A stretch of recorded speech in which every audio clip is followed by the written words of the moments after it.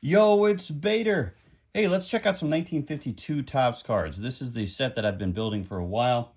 I am missing a handful of cards that you'll be able to see as we go through this.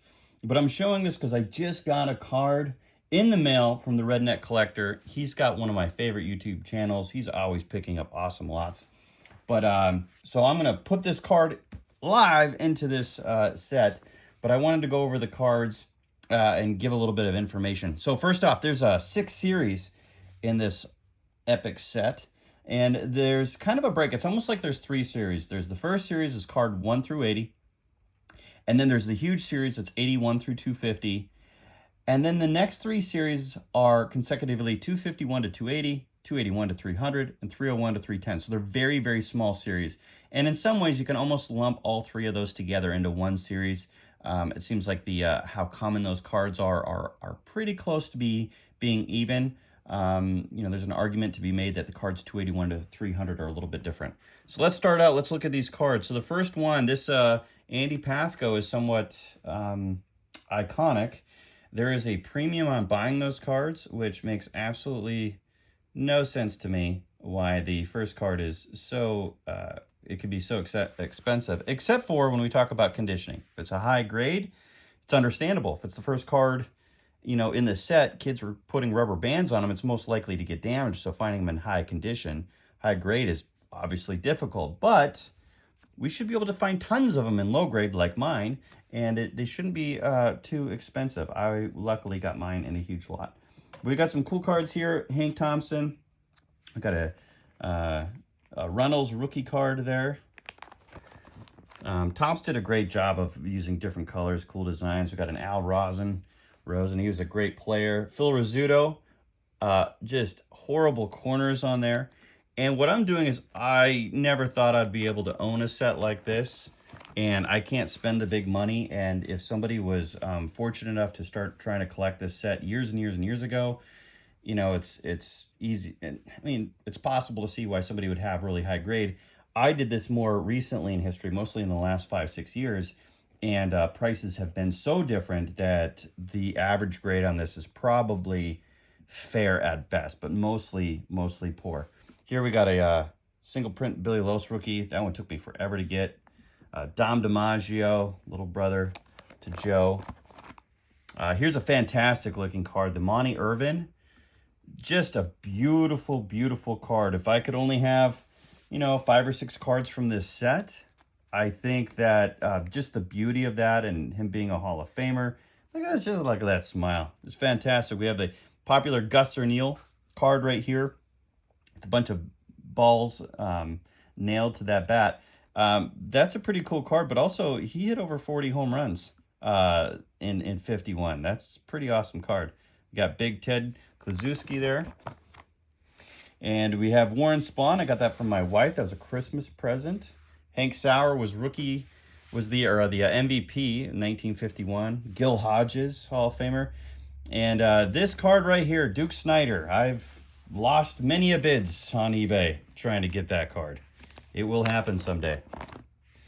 Here we keep going through Joe Page. There's a variant of that one that's more expensive. I don't have the rarer of the options. And we also have, I believe it's the same as well. I think they corrected it with the red version. Holy crap! Do I actually have? I might have the rare version. All right, well, let's keep looking at these. Here we got some color changes. They go more into the oranges. These are really cool. They remind me of those Rocket Pops. Got a Ray Boone rookie card there.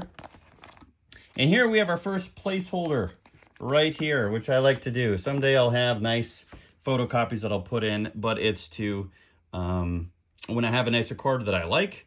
If it's been framed, then I just put a photocopy in there. But this is a beautiful, beautiful card. Great registration. It's really nice to have a beautiful card here and there. I couldn't do that with big key players, but Ed Lopez, I was able to get away with it. I think I probably paid $35 for that. Absolutely love it.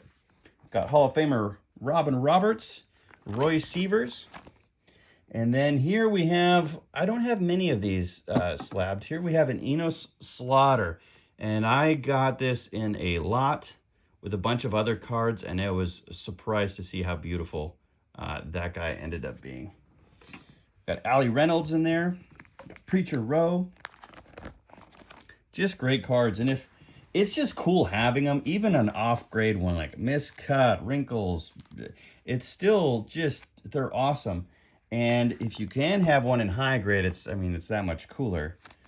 But even with like my Vern Law here, I've got a little, somebody used tape and stuck that in, but still it's awesome card, and I've got it in this binder. Okay, we got our next placeholder here, and this was also a Christmas present. And that is an absolutely phenomenal looking Bob Feller. And I love cards like this. Absolutely love them when you look at it. It's a beautiful card. And the reason why it's a 3 is there's a little wrinkle right here. And that drops it down. Love that when that happens. All right, we're going to keep going. Got a couple of my Washington Senators cards there. We got a Al Schoendienst. Red Schoendienst in there. Got a couple Tigers there together. That looks pretty cool. Gene Woodling with the Yankees. We got a Mickey Vernon. This is a personal favorite of mine. I've got I think about a half dozen. Here's a couple graded versions of it that I pick up opportunistically when I see them really cheap. And I've got a handful of them raw, and it's actually the card that I have on the front of my binder as well. But a big fan of Mickey Vernon. Keep going, and this is pretty cool. So far, we haven't seen many missing slots as of yet. This is a lot of fun. We got Dick Sizzler, George Sizzler's son. Didn't do so great in his major league career, but noteworthy nonetheless. Jackie Jensen, absolutely love that card. That's a badass looking card. He was Mickey Mantle-esque starting out his career. I think he was a 3-time RBI champion. And, well, I guess it's easy to do when you're batting right after Ted Williams, and that guy was on base all the time. But great player, great player. Eddie Yost, personal favorite. Keep on trucking. Here we go. We got a Johnny Mize. That is a gorgeous card as well. If you don't want to spend too much, but you want a Hall of Famer from the 52 set, that's a great one to have. He's a fantastic player. I'm going to keep going. Man, these are just gorgeous cards. They're really gorgeous cards. Wrinkles or no wrinkles. They're just fantastic. And I still haven't seen we've only had 1 or 2 cards missing so far. It's fantastic. I love that you change it up. Sometimes we got a blue background, a red background. Sometimes there's things in the back. Sometimes there's highlights where you have glowing coming off the backs. It's just a neat mixture. They didn't stay super consistent with this set, and I absolutely love it. You got all these different colors going on. And here we go to our first miss in a while, and this is what we're going to have. I've got some key cards and Hall of Famers that I'm missing, but Billy Martin's rookie card. And by the way, this little thing right here where I put in a placeholder, somebody commented just a few days ago that they love doing this because then they can take it out and put their card in. And I was like, I never thought about that, but it'll help remind me where the card goes and who I'm missing. So I took a page out of that guy's book. I thought it was a great suggestion. So if you're watching this, great idea. Absolutely love it. I've got a Gus Bell. He's got a lot of, 3 generations of major leaguers in that family. Fantastic. Just gorgeous cards. I love how they highlight it's almost like angelic the way they do those. This is a big card right here. My wife's asking me what I want for Christmas, and I think our budget and what we're going to be spending on each other and stuff. I said, I think I want the Yogi Berra. I think other than the Willie Mays, it's going to be the biggest card from this set that I don't have. Not counting high numbers because I'm not messing with that stuff. And if you don't know about the high numbers, you probably do if you're watching this. They are brutal. They're absolutely brutal. And there's some cards in there, Jackie Robinson and the Mantle, which are just untouchable for 99.9% of us. Here I'm missing the Mini Minoso rookie card. Fantastic Hall of Famer. I will be able to acquire that at some point. I'm pretty confident of that. I believe that's a Joe Collins rookie card there. The Yankees are always difficult. I love Clyde. And I look at this and I don't know if he's messing with us and that he is cross-eyed. I don't know if he's messing with it, doing it on purpose, or that's just the way it was. But every time I'm thinking he's messing with us. That's such an awesome card. I laugh every time I see that one. Here we've got side-by-side empty spots, and it breaks me. Richie Ashburn, Hank Bauer with the Yankees, so you pay an extra little premium there.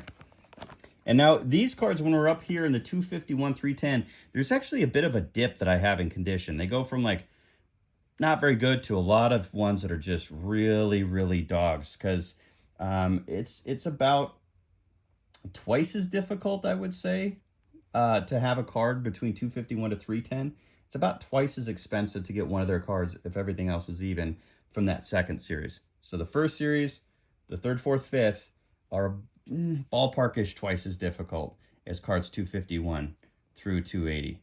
Got an early Bobby Shantz. Joe Garagiola. I bid on that card about 7 times, and I've lost every single time. That's, hey, if somebody out there has that card and you want to do some trading, I've got tons and tons of cards from the 50s and 70s duplicates, and I'm willing to trade multiples to get that guy. So feel free to reach out. Here we got a Larry Doby. Love that I got that at a time before it kind of took off. It's probably a good, maybe VG at best, but it's great. I've got a couple George Kells. I've got a couple creases and a miscut. Isn't that awesome? That's just filling in the space. You guys, we don't have to do really high. I mean, looking at this, if you love the set, you can do this. A lot of these cards are $5, you know, $6. Just take your time and pick up little lots here and there. And if you're not too condition sensitive, it's not that bad. All right, so here we got to the sheet that I did this whole thing for. Now, the Willie Mays is probably the biggest card that I have on all the sets that I have that I'm like, I'm going to need to get this some point. And this is the one that's going to be so difficult. It's a great card. It's an iconic card. It's a spendy card. So I'll have that. But I'm happy to say, Virgil Trucks, because of the Redneck Collector, if you get a chance, go to it, watch his video on his 52 Topps card pickup that he did recently, and my mind is blown. That dude, every once in a while, gets some lot where I'm like, how in the world did you get that?